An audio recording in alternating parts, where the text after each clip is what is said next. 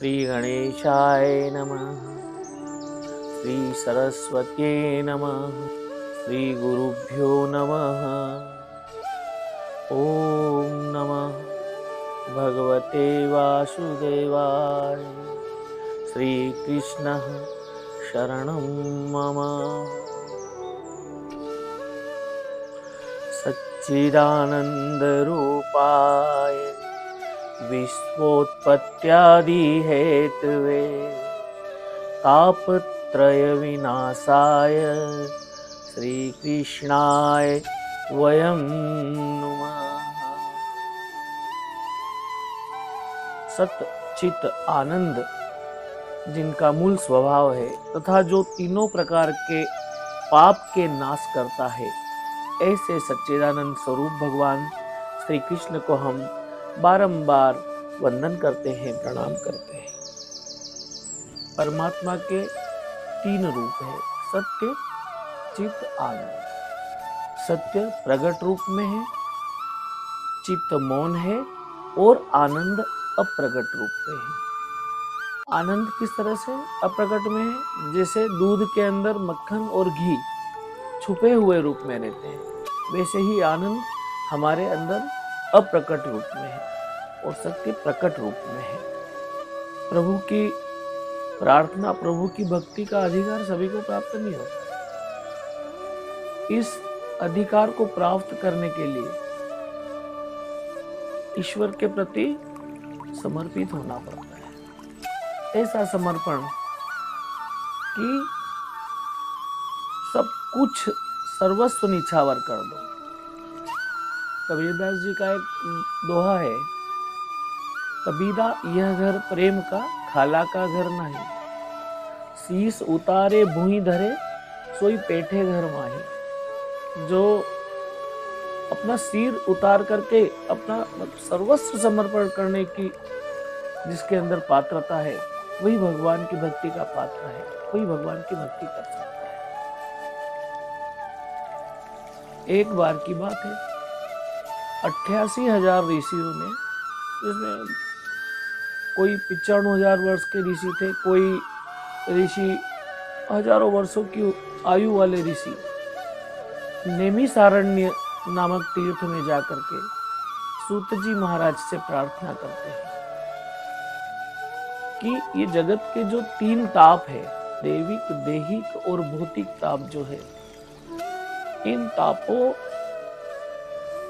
के निवारणार्थ और जगत में जितने भी ये कष्ट है, इन कष्टों को निवारण के लिए ऐसा कौन सा उपाय है।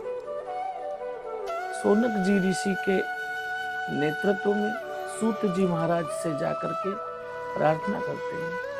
सूत जी महाराज आयु में छोटे हैं, 24 अवतार का जो आपने देखा उसमें एक अवतार है भगवान दत्तात्रेय। दत्तात्रेय ने 24 गुरु किए, मधुमक्खी को भी अपना गुरु बनाया, अजगर को भी अपना गुरु बनाया। गुरु का जो है उसकी आयु से, उसके पहनावे से, इससे नहीं, क्योंकि कई लोग भगवा धारण कर लेते हैं, किंतु भगवा धारण करने के पीछे उनमें आजकल हम देखते हैं कई समाचारों में, कई जगह में पता चलता है कि झूठे कालनेमी संत हैं।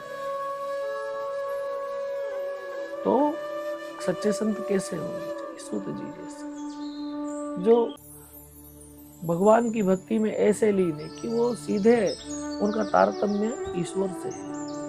सोनक जी ऋषि 88,000 ऋषियों के साथ में सूत जी महाराज से प्रार्थना करते हैं, इस कली काल में मानव जो कष्ट को प्राप्त कर रहा है, भगवान की भक्ति कर नहीं पा रहा है, दैहिक, दैविक और भौतिक ताप से कैसे निवृत्त हो, इसके लिए ऐसा कौन सा उपाय है, इस उपाय को कैसे किया जा सकता है, ऐसा उपाय बताइए हमें। ऐसा कोई व्रत हो, ऐसा कोई उद्यम हो, ऐसा कोई तप हो, बताइए।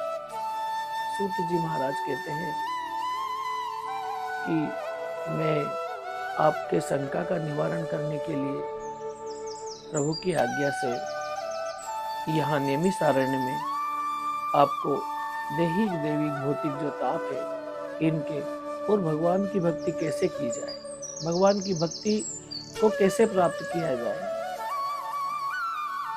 इनके उपाय बताऊंगा। सूत जी महाराज कहते हैं कि एक ऐसा महापुराण है, पंचम महापुराण, जो चारों वेदों का और 18 पुराण का, उपनिषदों का सबका सार है। वो व्यास जी महाराज ने एक ग्रंथ के रूप में, एक महापुराण के रूप में लिपिबद्ध किया है। लिपिबद्ध करने में प्रथम पूज्य भगवान श्री गणेश जी का उन्होंने सहयोग लिया। नारद जी ने सर्वप्रथम ब्रह्मा जी से इस पुराण का श्रवण किया। इस पुराण के श्रवण करने के पश्चात उन्होंने व्यास जी से इस महापुराण को लिखने के लिए उद्धृत किया। व्यास जी महाराज सभी चारों वेदों को लिखने के बाद में, 18 पुराणों को लिखने के बाद में चिंतित थे कि इतने कठिन श्लोकों को, इतने क्लिष्ट श्लोकों को सांसारिक मनुष्य कैसे समझेंगे। सरल भाषा में उदाहरणों के द्वारा भक्ति मार्ग में मानव जीवन को सत्कर्मों में, श्रेष्ठ कर्मों में कैसे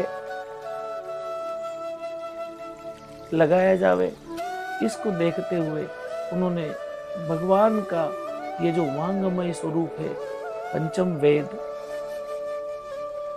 श्रीमद् भागवत पुराण, इसका सृजन किया।